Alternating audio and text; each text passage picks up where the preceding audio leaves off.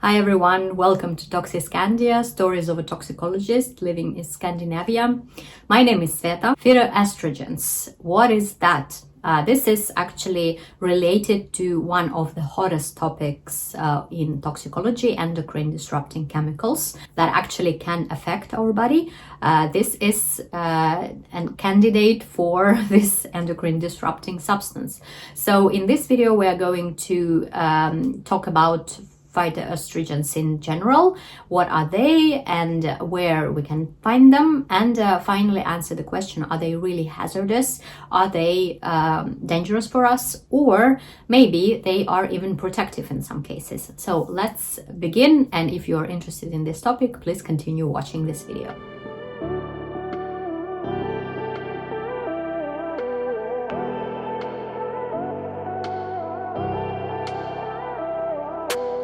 This video is based on one article that I have found on phytoestrogens, and the difference between this study and other studies that are out there is that this study has been done on quite big group of people, on a cohort, and these large cohort studies are more reliable than the studies that involve only a limited group of people. So that is why I am going to focus on that article, and if you are interested in the article itself, I will leave the link in the description to this video. It is open access, so just go and look for yourself. As we all know, estrogen is a hormone that is a sex hormone and is found both in female and male bodies. Although it is believed that estrogen is female hormone, this is not true. This is actually a hormone that also plays a significant role in male organism. That is why this hormone is basically found in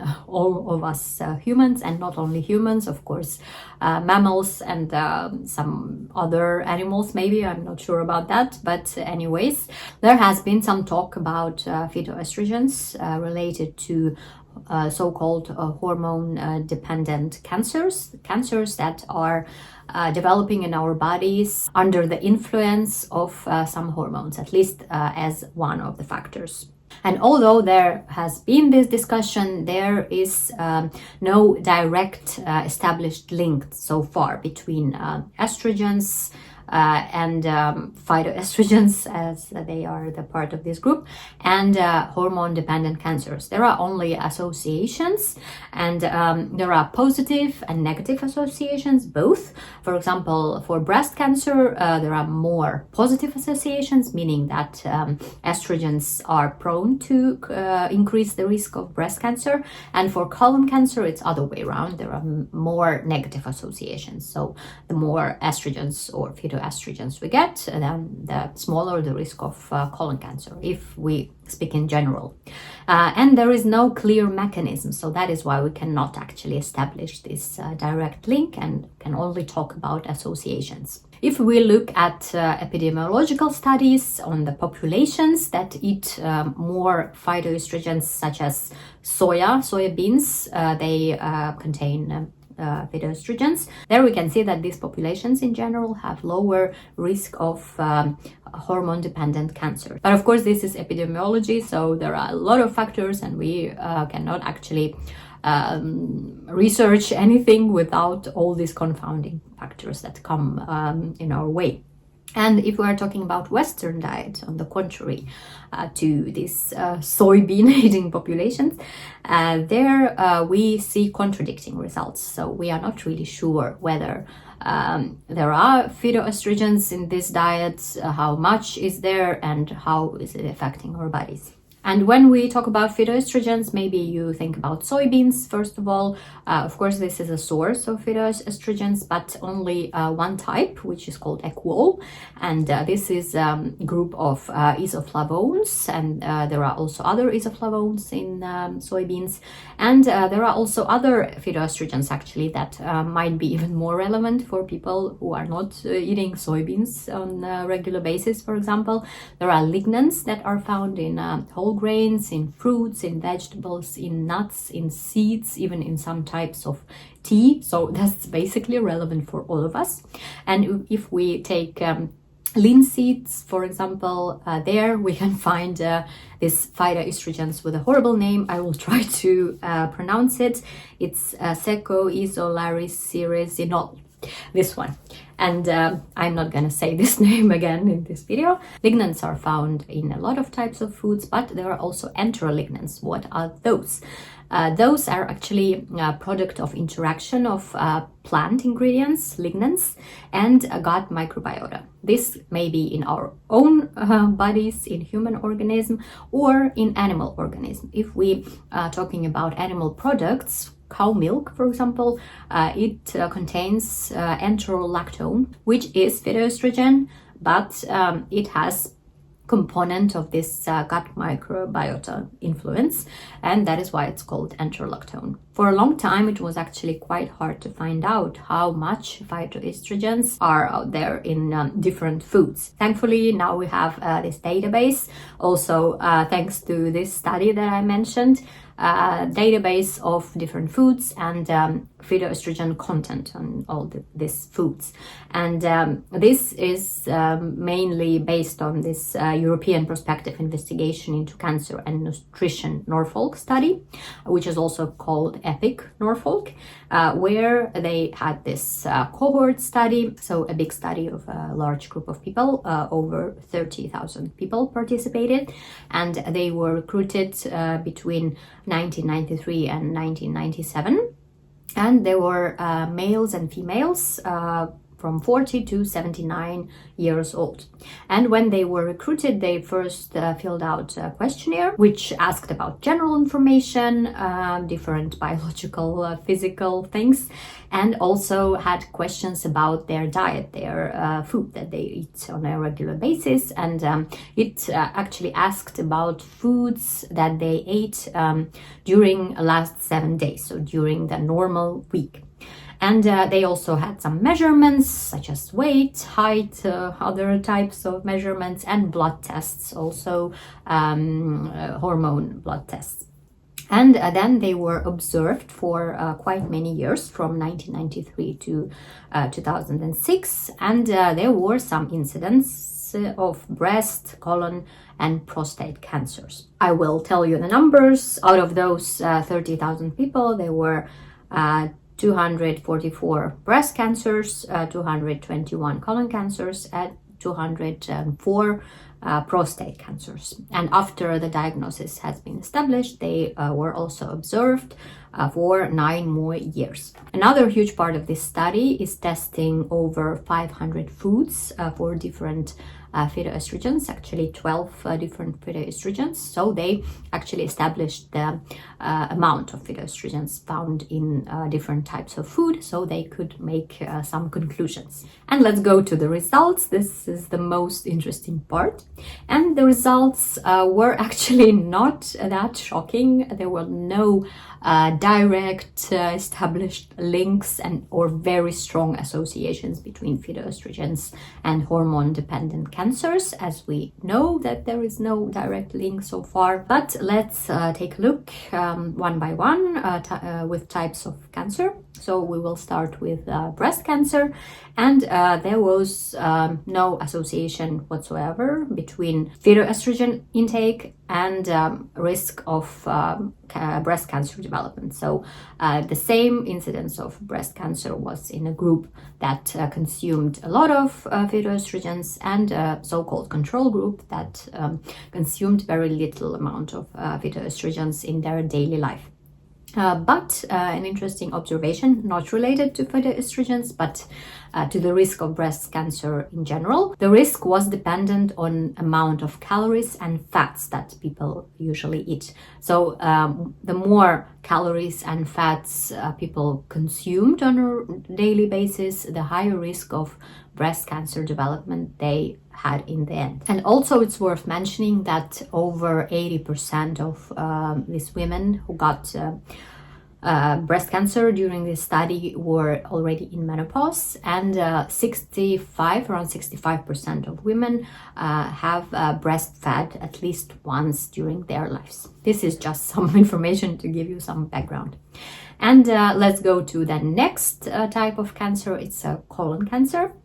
And here we have to look separately for men and women in a moment. But first, we need to say that if we take all genders all together and try to establish if there are associations or not, there will be no association between phytoestrogen intake and outcome: colon cancer, increased risk of colon cancer. So there were no associations if we don't take sex into the considerations. There was also no impact of aspirin intake, of physical activity, social status, smoking, or even intake of red or processed meat, which is a bit strange because there is a hypothesis that high intake of red and processed meat is directly associated with higher risk of colon cancer. But anyways, according to this study, there was no association. But if we look separately only on women, there will be association. First of all, women with early start of menstruations, if it started earlier in life, have higher risk of colon cancer development. Speaking about phytoestrogens, two phytoestrogens actually had protective effects against colon cancer in women. These were soybean phytoestrogen and enterolactone, that is found in milk and dairy products. So women who consumed more soybeans and enterolactone containing products, dairy products, they developed colon cancer less frequently than those women who didn't consume these types of food a lot. And there was one phytoestrogen that actually increased the risk of colon cancer development in women, and this was this horrible phytoestrogen name that is found in linseeds. So linseed consumption, overconsumption at least, is associated with higher risk of colon cancer development in women. And then let's go to prostate cancer, the last one. And here there was very strong association between high calorie and fat intake and increased risk of prostate cancer. And there were unfortunately no protective phytoestrogens that could actually protect you from increased risk of prostate cancer. But both soybean and milk phytoestrogens, they actually increased risk of prostate cancer development.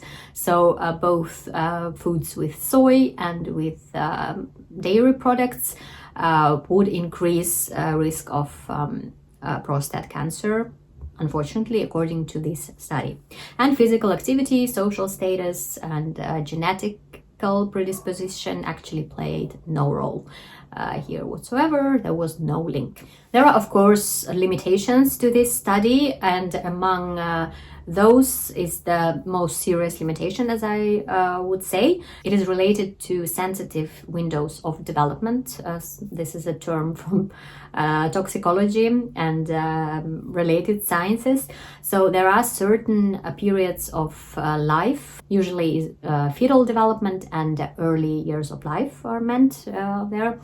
And during these windows of development, organisms are the most sensitive to hormonal influence from the outside, influence of phytoestrogens or other estrogens during early years of life, in childhood. After several decades, we will probably see more serious effects, adverse health effects from this influence in the early life compared to adults. When we are adults and our organism is already developed and we have some influence from the outside, hormones or endocrine disrupting chemicals, then the consequences will be much less serious. So here is the limitation, because they didn't look at this sensitive windows of development, they only looked at adults. So here we can only say about exposure in adulthood and not in a childhood, which might be much more important in this case. So how to use these results in life? I know that it might sound a bit confusing. This is partially because hormonal system is very fine-tuned system, and there are also non-linear dose responses. So it might be so that a small amount of hormone will lead to one effect, and then if we increase the amount, the effect might be totally different. So this is a bit hard to predict, and that is why it is better not to interfere with hormonal system. But of course we get interference from our environment even without wanting that. That is life. And if we conclude on the results in a few words, I would say that there is no significant large impact of phytoestrogens according to this study on the risk of hormone dependent cancers, and there are only mild effects that they found, and these effects were both protective and adverse. And let's start with women. For women, phytoestrogens found in soybeans and in milk or other dairy products have a protective effect against colon cancer. And phytoestrogens found in linseeds are associated with higher risk of development of colon cancer. So if you are a woman and if you have colon cancer in your family, maybe you should think about reducing the amount of linseeds that you eat on a daily basis and increase amount of soya and dairy products. In this case, that might be beneficial for you. For men, it's a bit other way around. So phytoestrogens found in soy and dairy products would increase risk of prostate cancer. So if you are a man of certain age where the risk is already increased, maybe you shouldn't consume extreme amount of these products. I wouldn't say that you should exclude them totally from your diet. No, of course not. But maybe just not go and consume too much. Just a normal amount would be okay. And another important remark is about calories and fat. Since people who consumed more calories and fats on the daily basis had a higher risk of basically all hormone-dependent cancers, there I would suggest that you would control the amount of calories and fats that you consume on a daily basis if you want to avoid increased risk of these types of cancer. This would be a good tip for those who are concerned about that. I hope this video was helpful for you. Maybe you found it interesting. If it's so, please like the video, click on the subscribe button or notifications button, then you will get notifications about my future videos. In any case, I wish you all good luck. I hope you stay strong and healthy, and hope to see you next time. Bye bye. Our hearts beat to the city streets. We began to feel the fire.